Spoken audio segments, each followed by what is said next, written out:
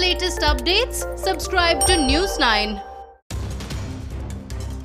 Surveys have been conducted through testing at ground level to find out immunity of citizens against COVID-19. Pune on August 17th reported over 50% seropositivity in certain pockets, while Mumbai reported 57% positivity in slum areas.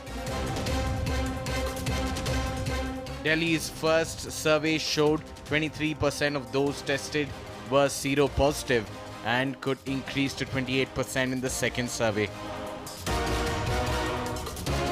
When an individual has antibodies, he or she has immunity to COVID-19, though it is still not known whether it is short or long-term immunity. When many in the community have antibodies, it could lead to herd immunity against the novel coronavirus.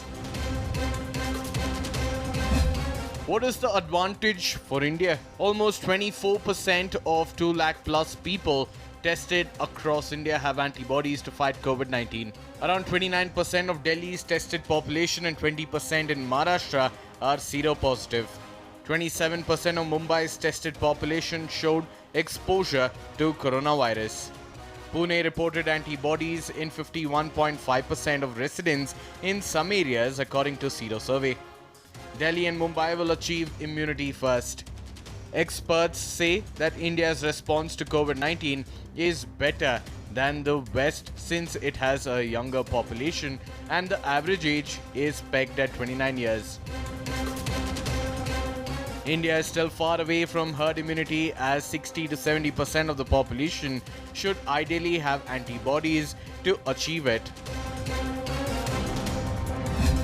Few of the examples of herd immunity are Dharavi in Mumbai has been recording near zero transmission for the last 2 months after being the country's worst hotspot in April-May.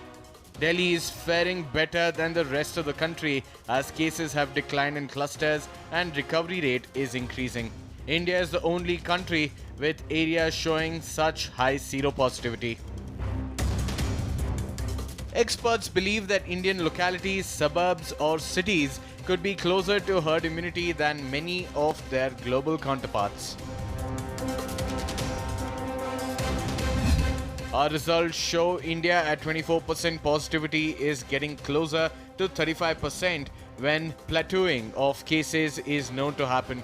At 45% of seropositivity, the curve takes a downward slope. With positivity anywhere between 45% to 50%, the virus becomes less impactful. Experts state that cities such as Delhi and Mumbai will achieve herd immunity first. We have 39 deaths per million population across India. In metros such as Delhi and Mumbai, this figure goes up to 200. But the West has recorded almost 600 deaths per million population. The average age of Indians is 29 years, while it is 45 years in the US. There is a need to study the dark matter or the T cells that could be contributing to the raised immunity among Indians.